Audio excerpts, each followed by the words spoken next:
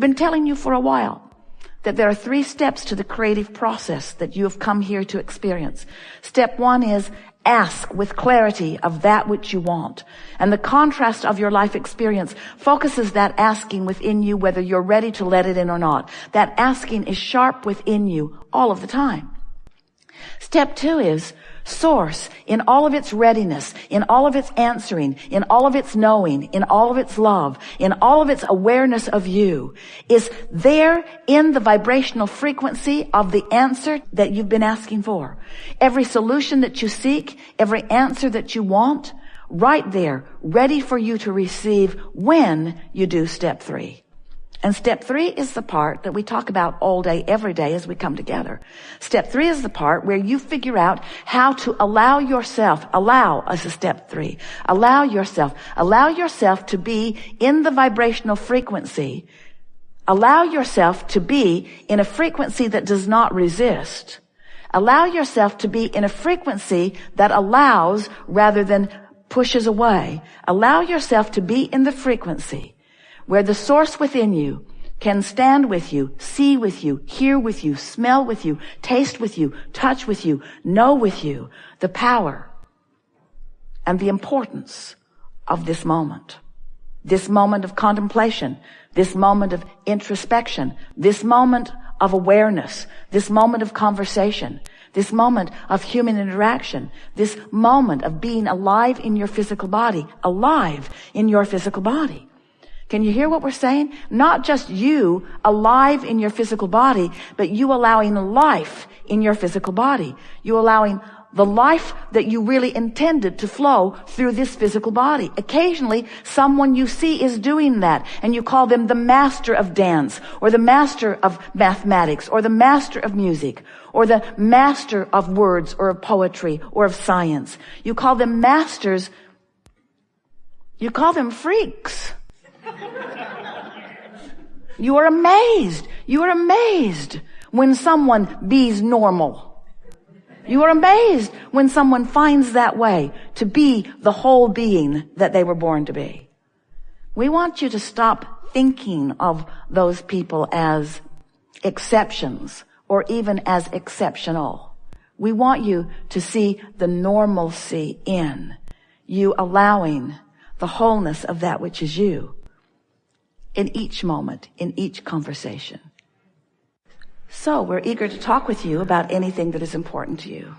It is our absolute knowing that as this day unfolds, that it will once again be co-creating at its best. A powerful thing that we want you to remember is that deliberate creation is about deliberate focus. And deliberate focus is about deliberate point of attraction. And deliberate point of attraction is about deliberate rendezvous with all peoples, places, things, events, thoughts, circumstances, all things that you want. You'll rendezvous with them. If you can put creation, deliberate creation, into the picture of law of attraction, orchestrating the details that facilitates, because you're causing it with your vibration, that facilitates the coming together of the constantly moving vibrational parts. So you will therefore care more about how you feel, because how you feel is your indication of how well you're rendezvousing with the parts that you want to rendezvous with. The better you feel, the more in alignment for those rendezvous you are.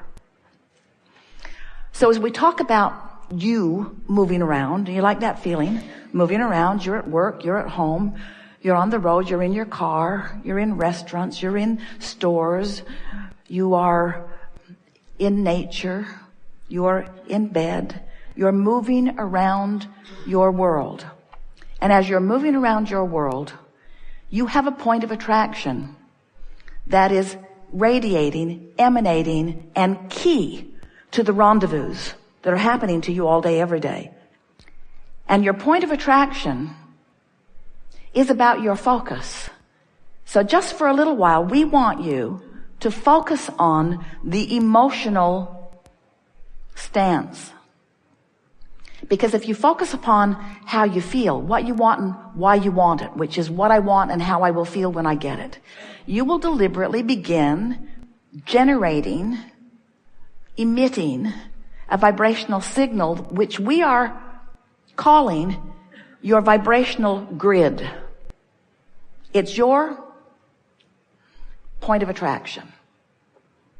Now, your point of attraction has a lot of things going on in it. Usually, you got a grid about money, you got a grid about lovers, you got a grid about your mother, you got a grid about your mother, you got a grid about your mother, you got a grid about your mother. You've got a grid about your government. In other words, you have, in this grid, you have all kinds of things going on. And most of your grid, we love you very much, is because of what you believe. And what you believe is because of what you've observed. But we want to remind you that you can believe other than what you've observed, and then what you will observe will contour to what you believe. That's the thing most people don't get. Most people think that they believe it because they see it. And we're wanting you to understand that because you're seeing it, you've come to believe it, but it doesn't have to be that way. Because there are plenty of things that you believe that others don't believe, and there are plenty of things that others don't believe that you do believe. And your beliefs are only about what's active in your vibration, and therefore what is coming to you. We want you to start basing your beliefs just for a little while. Try it for a week. It will change everything. We want you to base your beliefs on your emotional grid. We want you to come to believe that you can feel the way you choose to feel regardless of what's surrounding you. Because when you show yourself that, then you have control of everything that matters to you. Then you've got control of your point of attraction. You don't have control of others' points of attraction, but they weren't any of your business anyway. You have control over your point of attraction. And when you have control over your point of attraction, then you can live happily ever after. Not just someday, now. How are you happy? How are you happy? How are you happy? Do you know that if you can find 17 seconds of a thought about something general, like an emotion, that's enough to get that grid active enough that it will bring something else to it right now. And that something else that it will bring to it right now is usually another thought that keeps it going longer. And if you can keep it going for another 17 seconds, that's enough to bring something to it. And it's usually another thought that will keep it going longer. And if you can keep that going for 17, until you have 68 seconds of non-diluted, general, pure, emotional thought, you've accomplished a grid that will bring you visible evidence.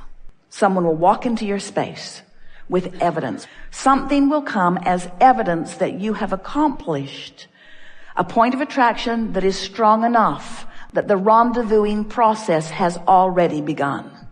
All kinds of things will begin happening to you.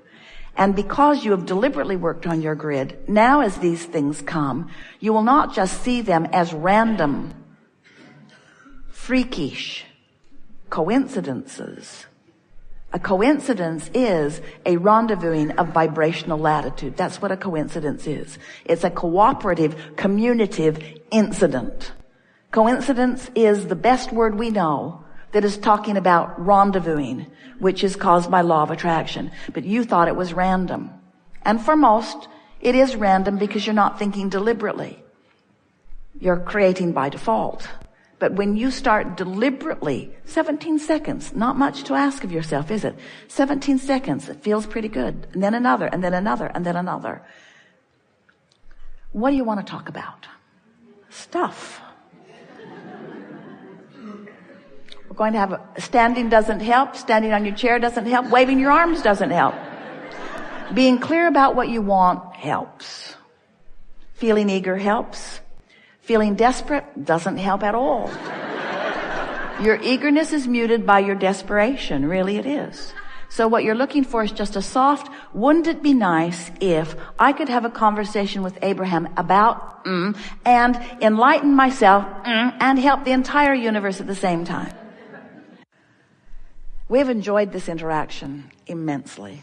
We're wanting to leave it in this place of understanding.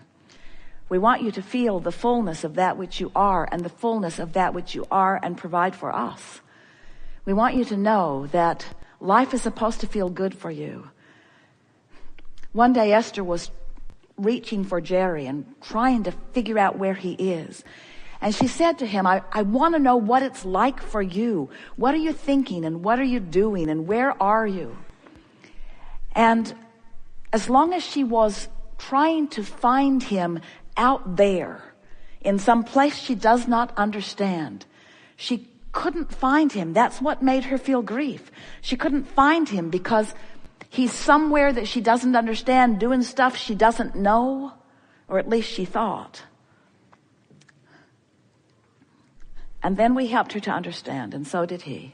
After a while of looking someplace where he is not, when she realized that he's not out there doing other things, he's in here doing these things. That this really is the leading edge where the interest of non-physical is. Do you follow that? The interest of non-physical is right here with you on your leading edge. And when Esther looked for him here, she found him. There will never be an energy more interested in what is going on here than Jerry. Feel him. Esther has a friend who sees energy. Esther can feel it. Esther can hear it. This friend sees it. And she describes Jerry as being here with Esther. Sometimes he absorbs right into her. Esther feels that when it happens. She describes him as moving back and forth between Mark and Esther. Mark senses him. Sometimes he comes so fully on the stage, Mark looks, he thinks one of you is running up on the stage. Subtle. Non-physical is subtle. You have to train yourself to the subtleness of the energy. But it is our promise to you that when you train yourself to the subtlety of vibration and you translate it consciously through your understanding of emotion, you will then and only then be the whole being that you came here to be, you see. Otherwise, you're out here on this raw and ragged edge, depriving yourself of the fullness of who you are and looking for manifestations to buoy you up, and it is backwards. We've enjoyed this interaction immensely, and we want you to know that there is great love and appreciation here for that which is you. And we want you to know that that which is you and that which is us is not different. We started to say we will leave you, but then that is never true. We want you to know that we see you in the fullness of that which is you, from our perspective that is within the vortex. And that when you reach for the feeling of that which is us, you must join us in the vibrational frequency of your vortex. And when you do, you've established that grid that will fill in with the evidence that you are seeking. Not just the evidence of dearly departed, but the evidence of the dollars that you seek, the evidence of the physical wellness that you seek, the evidence of the clarity that you seek, the evidence of the lover that you seek, the evidence of the opportunities that you seek, the evidence of the deliciousness of life moment by moment. Not just a peak experience where you've planned for a vacation and off you go, but peak after peak after peak after peak all day long as the convergence of that which is you and you are having conversations with someone that your grid has brought into your experience to revel in the deliciousness of co-creation. It is co-creating at its best. The fairies of the universe converging with you toward what end? This joyful moment, and this joyful moment, and this joyful moment, and this joyful moment, and this one, and this one, and this one, and this one, and this one, and this one, and this one. There is great love here for you. And as always, we remain in the vortex.